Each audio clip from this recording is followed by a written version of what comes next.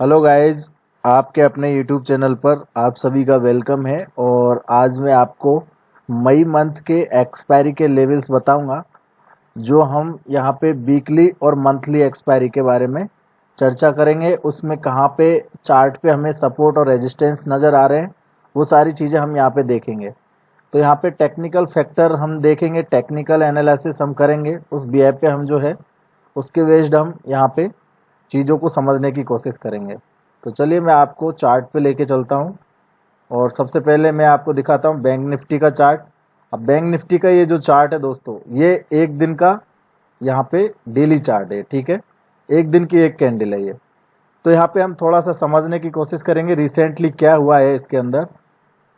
देखो, आज मैं आपको यहाँ पे ज़्यादा डिटेल्स नहीं बताऊंगा जिससे कि वीडियो लंबा हो। आज मैं छोटा वीडियो बनाने की कोशिश करूंगा, क्योंकि उसमें आपको मैं यहाँ पे एक्सपेक्ट जो लेवल्स है वो अपडेट कर रहा हूँ, और इसमें जो लॉजिक है या क्या एक्सप्लेनेशन है उसके लिए मैंने कुछ अलग से वीडियोस बनाए हैं।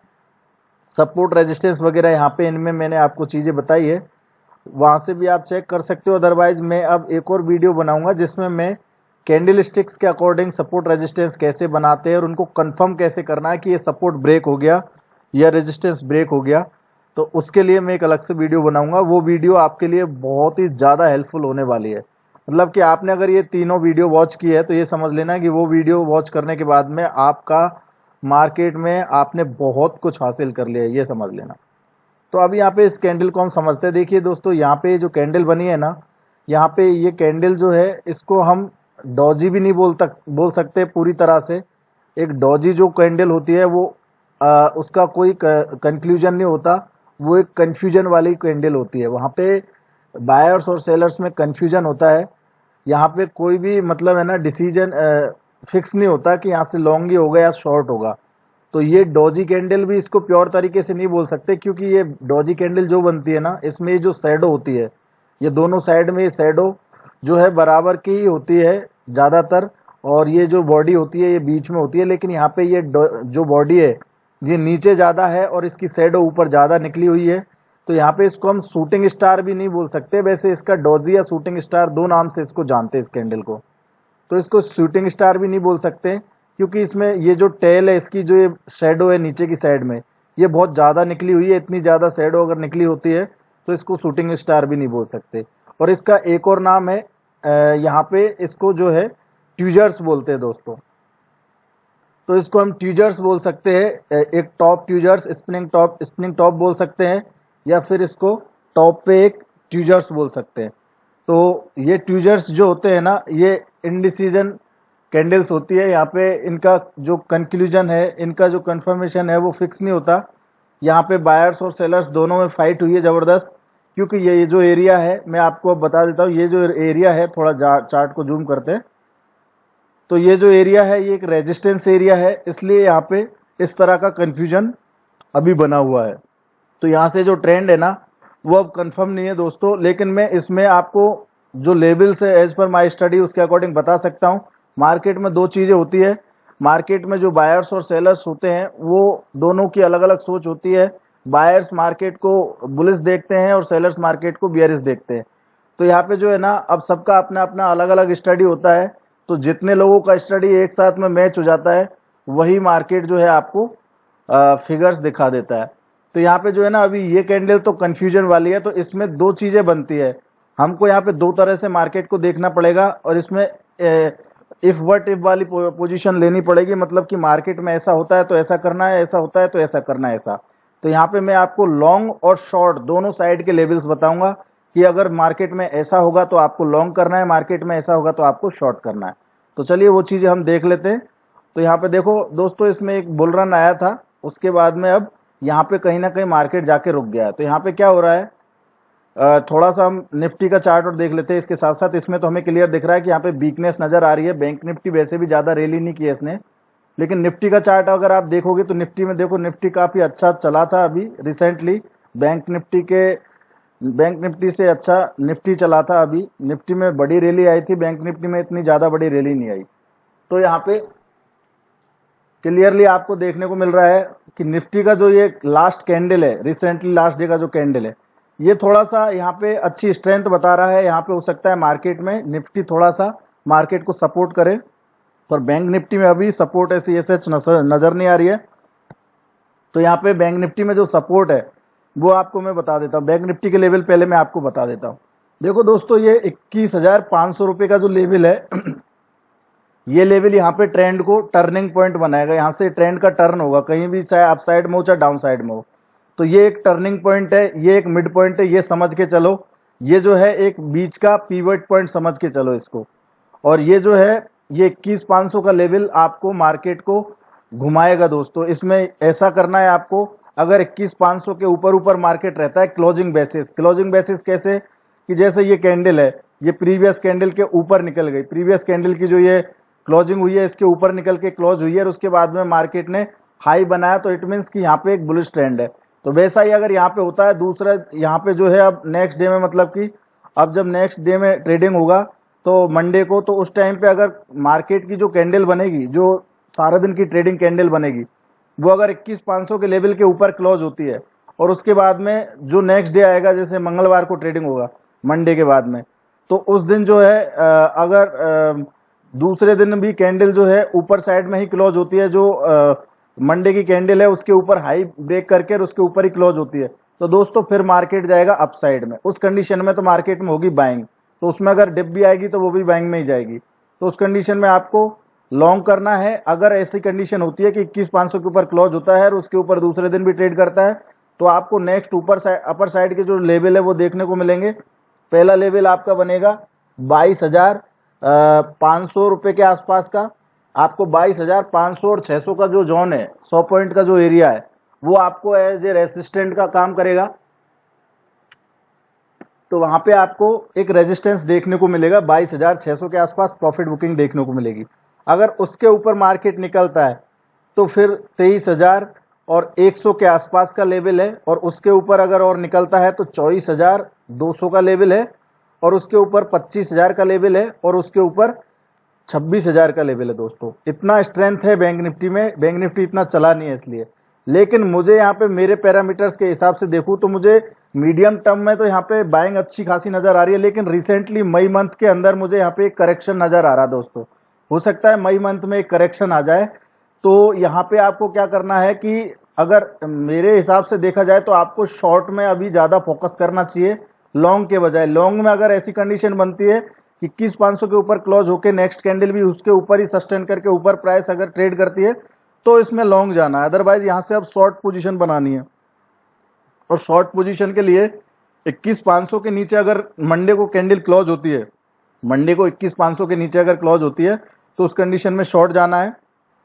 और उस कंडीशन में जो है आपका जो पहला एक सपोर्ट मिलेगा आपको, वो सपोर्ट देखने को मिलेगा आपको 20,700 या 800 रुपए के आसपास, और उसके नीचे दूसरा सपोर्ट देखने को मिलेगा आपको 20,200 रुपए के आसपास, और उसके बाद में जो है आपको तीसरा सपोर्ट देखने को मिलेगा 19,500 के आसपास, और उसके बाद में जो है मार्केट आपको उसके बाद में जो सपोर्ट देखने को मिलेगा वो मिलेगा 17,900 रुपए के आसपास। तो इसमें जो है इस तरह से सपोर्ट है ये।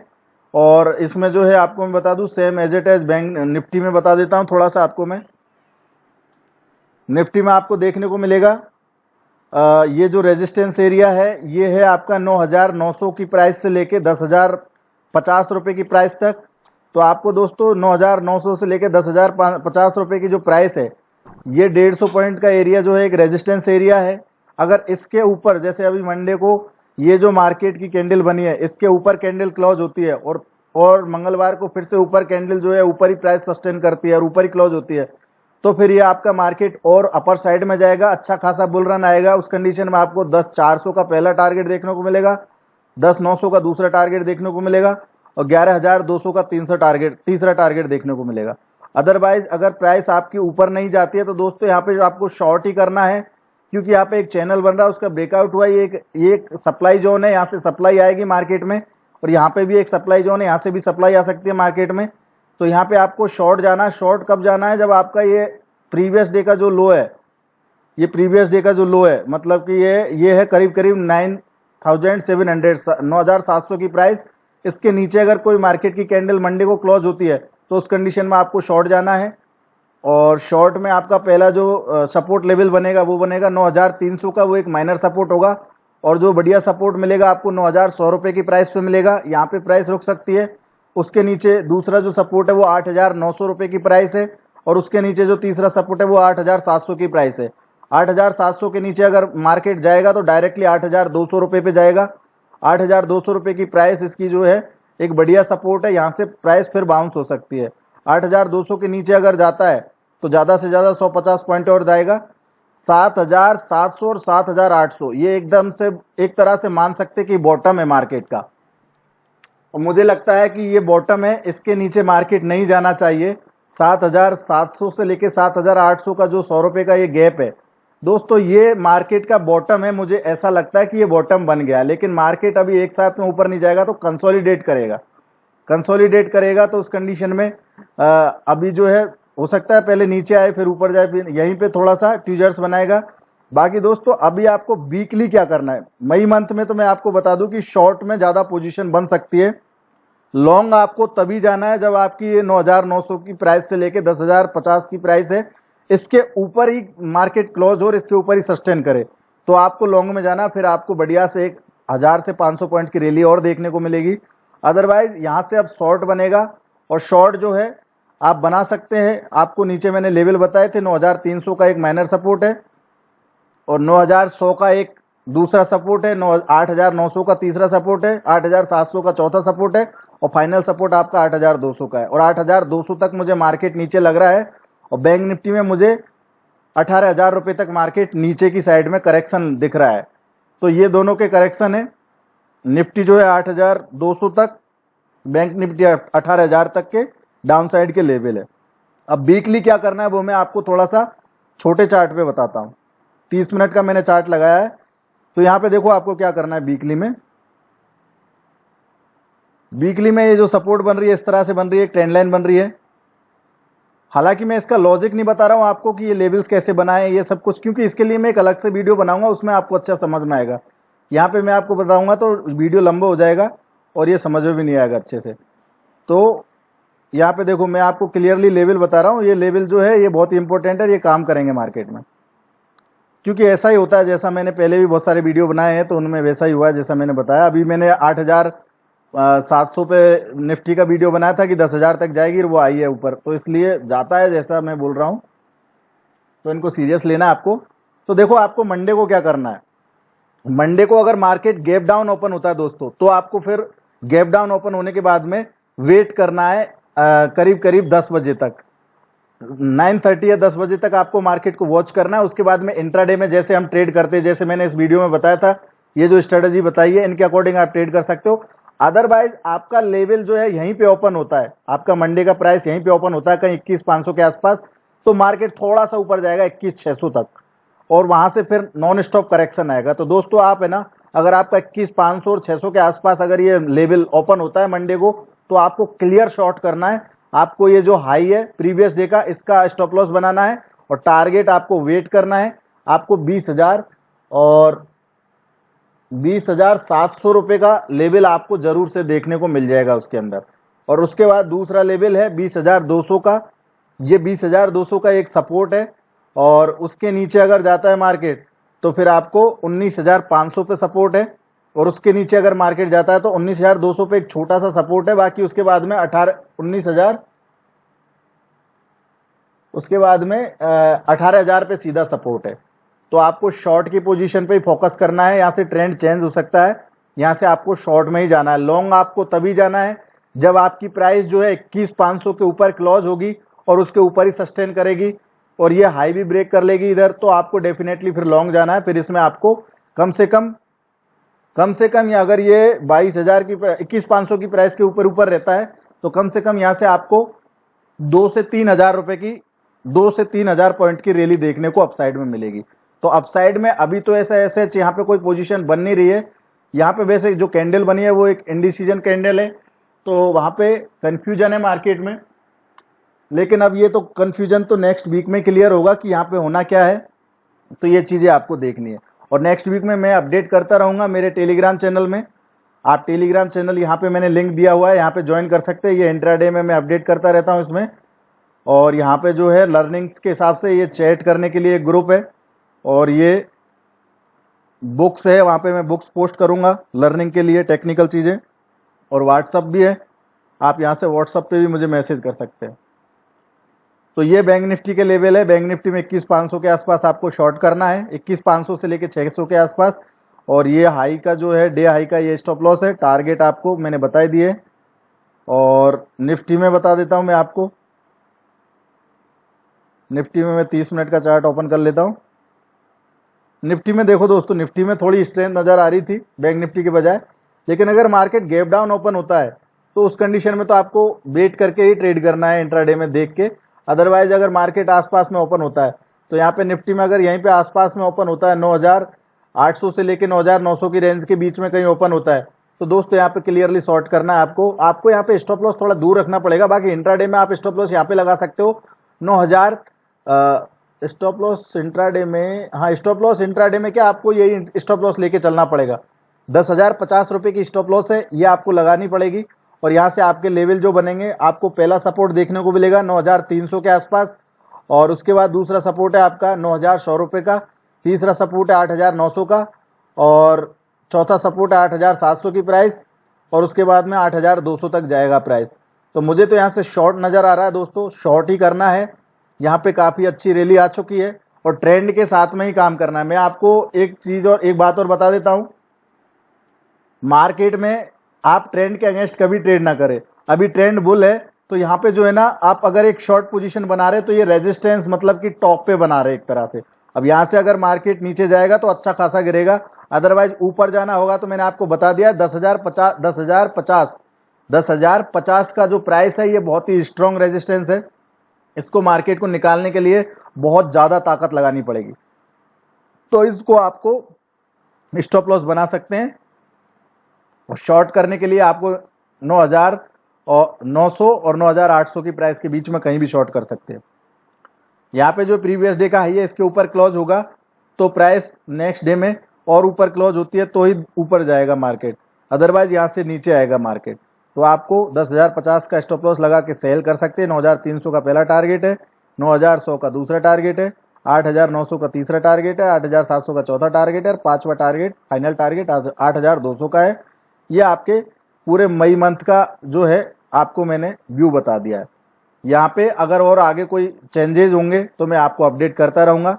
बाकी अभी के लिए यही लेवल्स है, दोनों साइड शॉर्ट बनते हैं, दोनों साइड यहाँ पे अच्छा खासा शॉर्ट बन रहा है, तो आपको ये चीजें देखनी है। बाकी स्टॉप लॉस जो है निफ्टी में, तो आप यहाँ पे 10,050 का स्टॉप लॉस लगा के चल सकते हो, नो प्रॉब्लम।